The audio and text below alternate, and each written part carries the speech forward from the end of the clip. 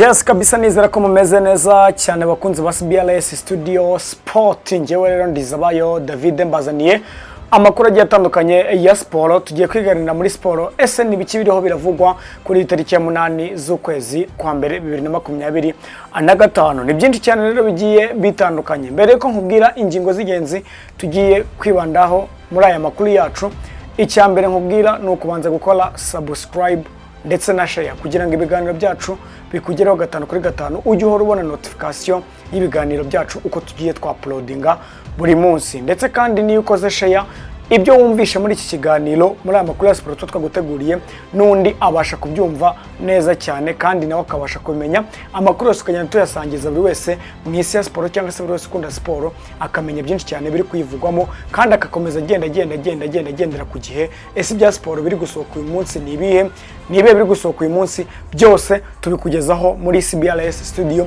Sport. Cyangwa se bya rero kola share subscribe kugira ngo byinshi cyane byo bitandukanye mu dutize n'imbaraga mu gukora bino biganiro bigiye bitandukanye.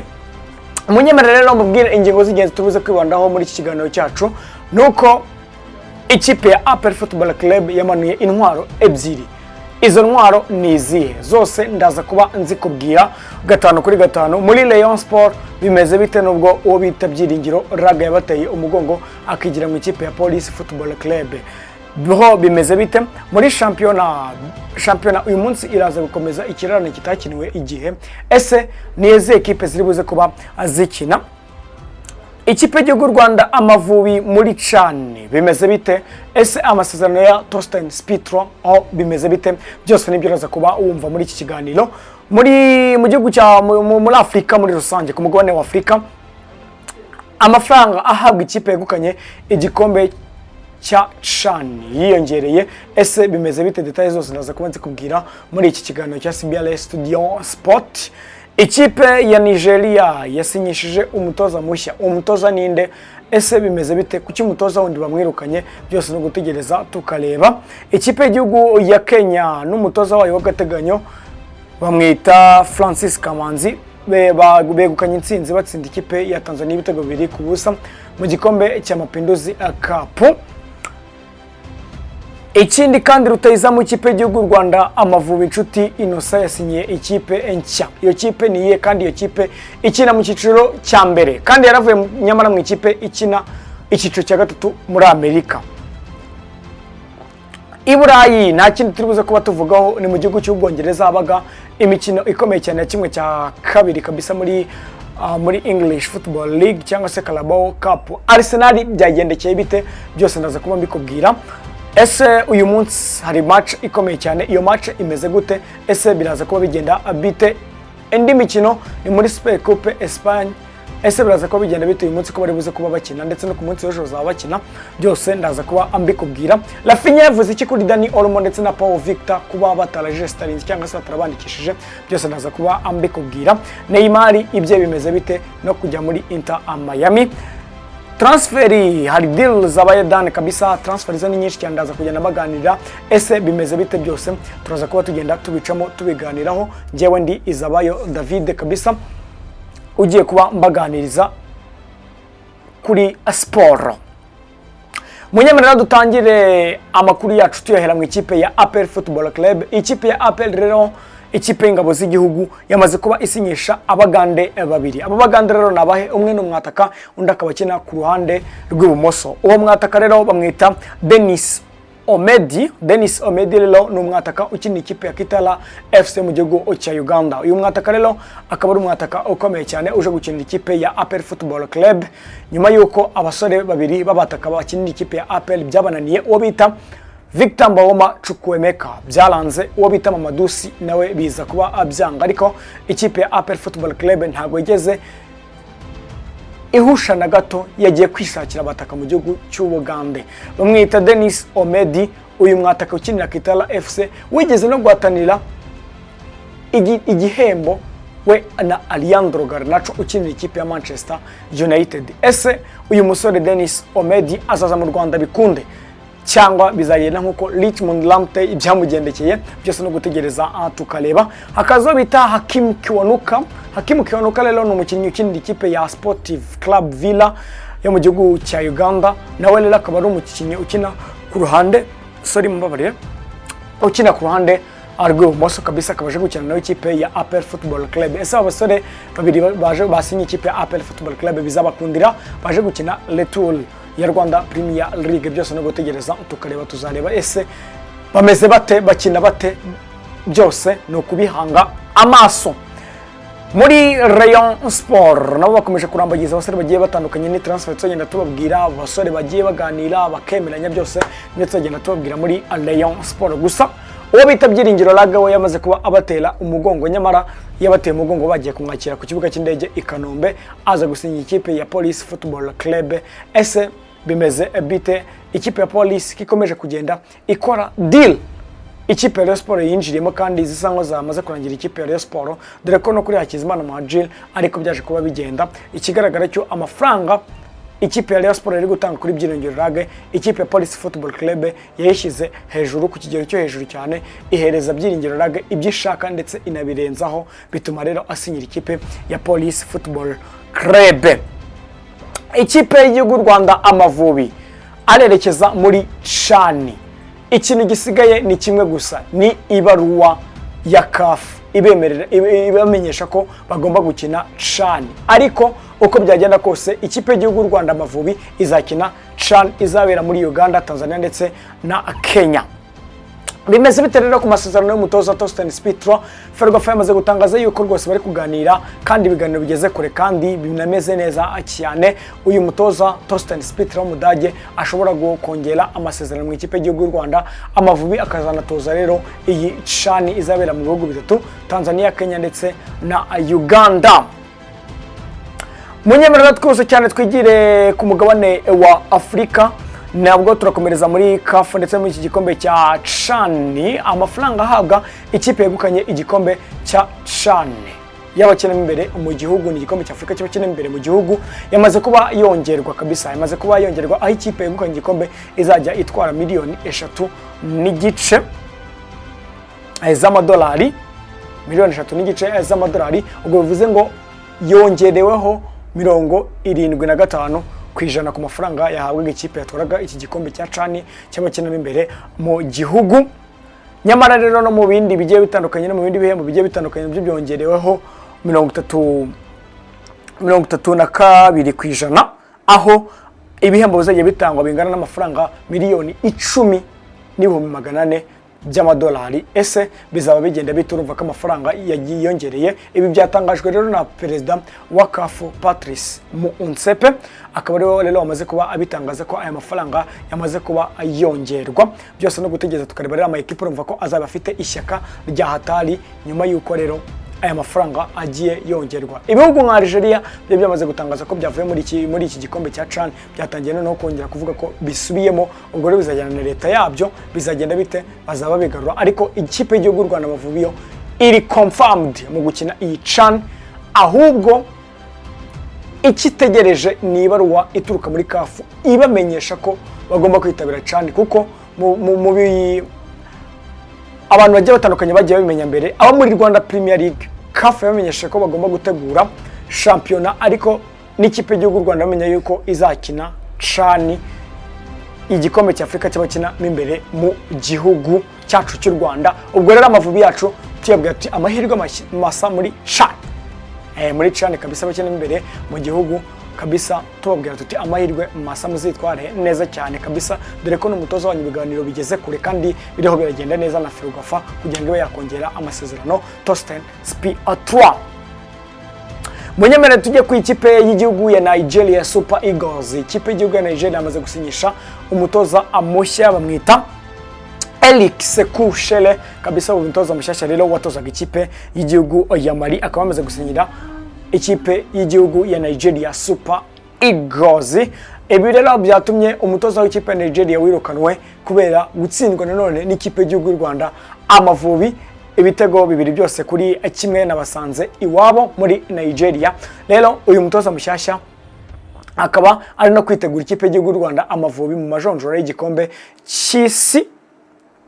Ese bizaba bigenda bite? Byose no gutegereza tukareba ese uyu mutoza azahangara ikipe y'igihugu Rwanda Amavubi, dore ko umutoza wari uhari nyamara atigeze ahangara ikipe y'igihugu Rwanda Amavubi, ahubwo Amavubi yamukuyeho amanota 4 yose nubwo atigeze ajya mu gikombe cya Afrika. Ikipe y'igihugu ya Kenya n'umutoza wayo w'agateganyo Francis Kamanzi begukanye intsinzi ku mukino wa kabiri muri Mapinduzi Cup batsinze ikipe y'igihugu ya Tanzania ibitego bibiri byose ku busa. Ni umukino rero wabereye kuri stade ya Gombani muri Zanzibar. Ese ikipe ya Kenya nikomeje kuba yitegura neza imikino ya CHAN bazanakira. Ese igihugu cya Tanzania ko gikomeje kuba gitsindwa cyane byose no gutegeza tukareba ese muri CHAN ama ekipa azaza yivuguriye, dore ko iki gikombe cya Mapinduzi CAF yagishizeho nko kugira ngo gifashe ama ekipe y'ibihugu agiye atandukanye azakina CHAN kwitegura iki gikombe kizaba mu kwezi kwa kabiri kikabera mu bihugu bitatu bitandukanye, Tanzania, Kenya ndetse na Uganda. Rutahizamu ikipe y'igihugu y'u Rwanda Amavubi inshuti Innocent yasinye ikipe ya Sabil FC yo mu gihugu cya Azerbaijan ikina icyiciro cya mbere muri Azerbaijan. Nyamara iki gihugu cya Azerbaijan gifite amakipe 10 gusa akina shampiyona yabo. Ese aya makipe 10 uribaza ngo akina gute?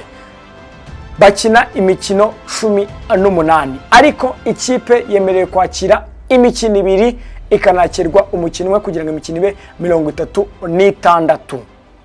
Imikino ibe 36 kandi ni shampiyona ndende irangira nkuko Premier League irangira. Nyamara ifite ama ekipe 10 gusa niyo akina icyiciro cya mbere cya Azerbaijan. Ubwo bivuze ngo hemerewe kumanuka ikipe imwe gusa. Nyamara ikipe Nshuti Innocent yagiyeho isoje ari yanyuma bamaze gukina imikino 18. Ubwo bivuze ngo bamaze gukina imikino ya Fazale. Nshuti Innocent rero ikipe agiyemo ya Sabil Football Club ni ikipe iri ku mwanya wa nyuma, ariko nyine ifite amahirwe yo kuba yazamuka ku ikipe iri imbere irusha amanota 3 gusa. Ikipe ifite amanota 9 mu mikino 18, ikipe iri imbere ifite amanota 11. Ese bizaba bigenda bite? Nshuti Innocent azakomeza improvinga kuko yamaze no kujya ku rwego rwo hejuru rwo gukina icyiciro cya mbere muri Azerbaijan. Azerbaijan ni shampiyona ya 43 ku isi ikomeye nayo. Ubwo urumva rero yamaze kuba azamura urwego Nshuti Innocent, bikaba ari n'inyungu ku ikipe y'igihugu Rwanda Amavubi. Nyamara yakenaga mu cyiciro cya gatatu muri Amerika. Rero uyu musore tumwifuriza amahirwe mashya muri Azerbaijan muri ikipe ya Sabil kandi azakomeza kugenda improvinga bigiye bitandukanye.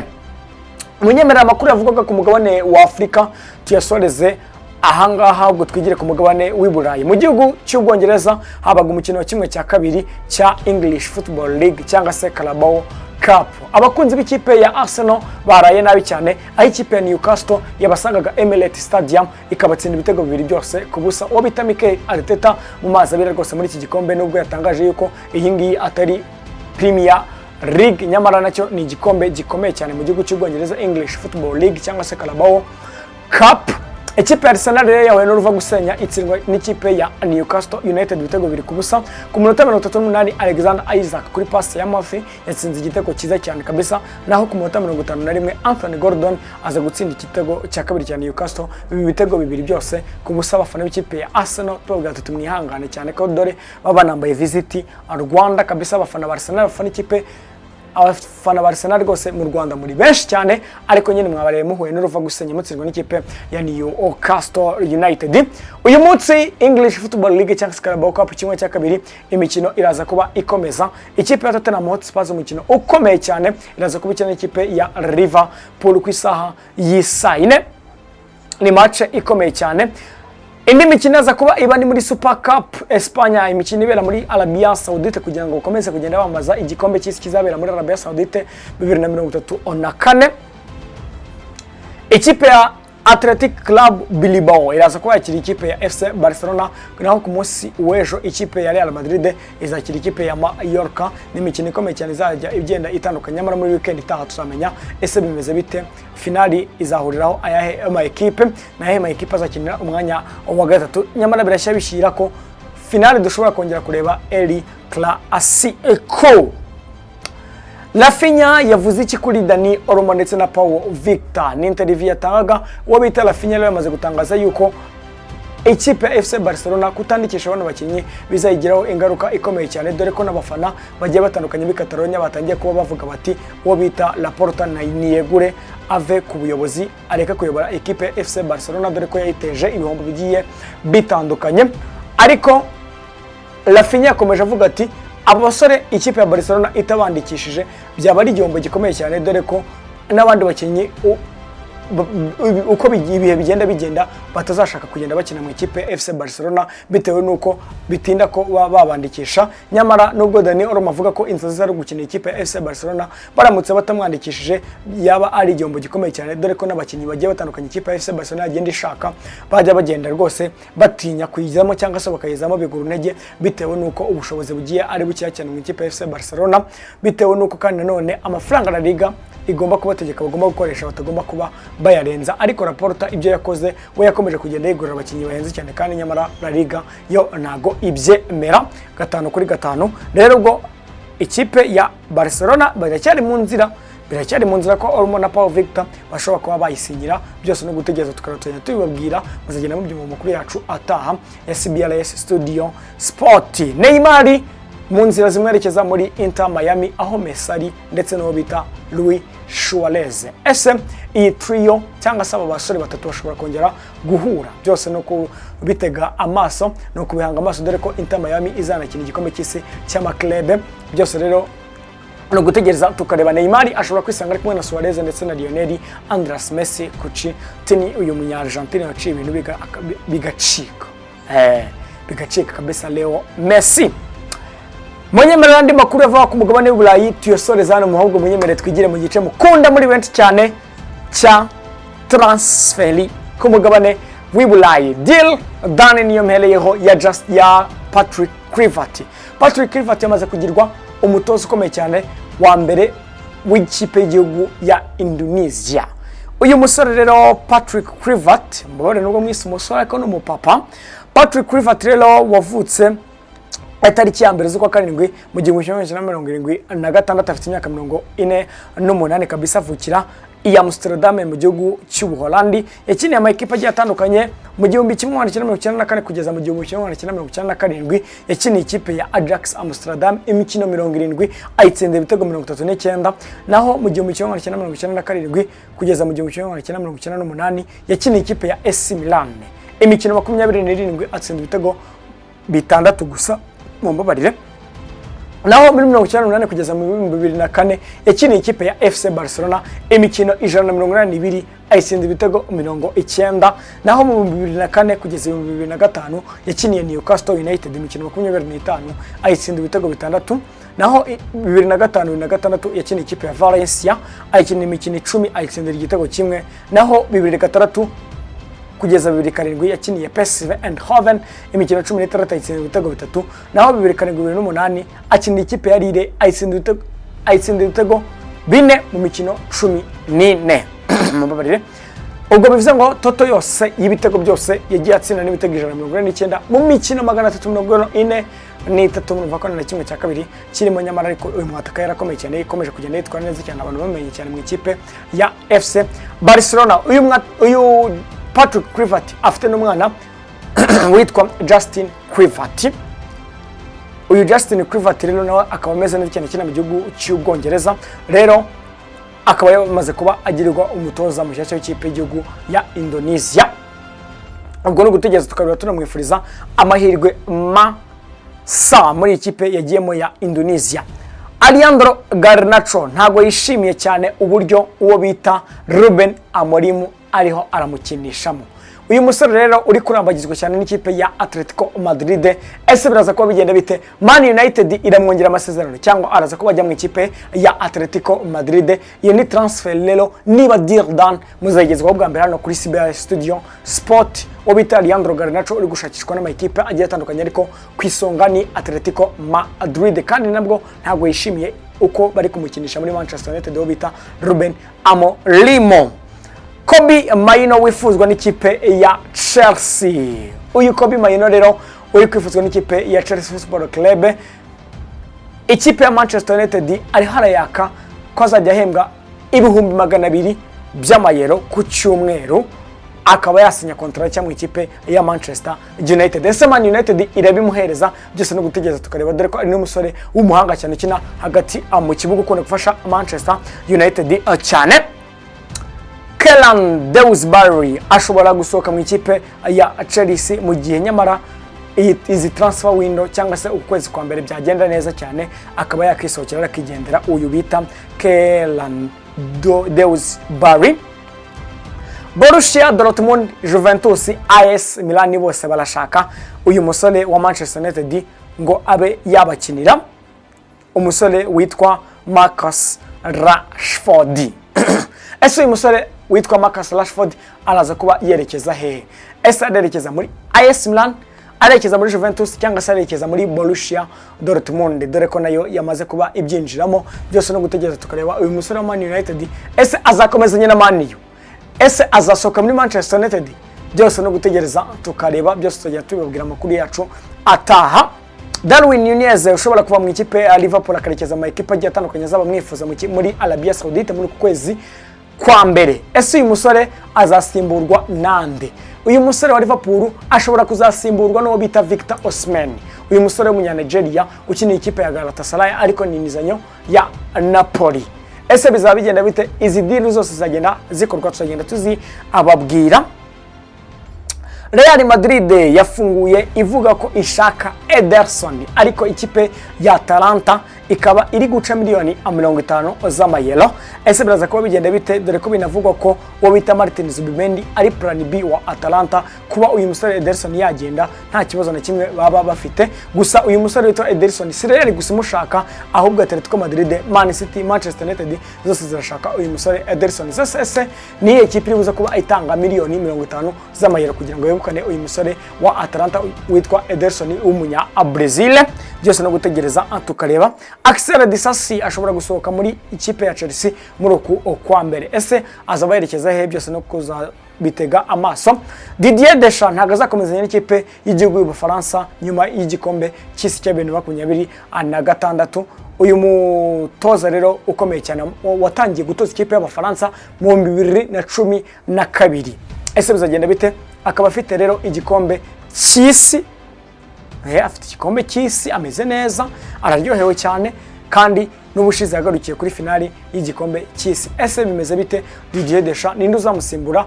Biravugwa ko ari Zinedine Zidane, dore ko ari n'inzozi ze gutoza ikipe y'igihugu y'Abafaransa ndetse n'ikipe y'igihugu n'ikipe nako ya club ya Real Madrid. Zinedine Zidane rero Real Madrid n'ibitaramuha akazi azatoza ikipe y'igihugu y'Abafaransa. Byose no gutegereza tukareba.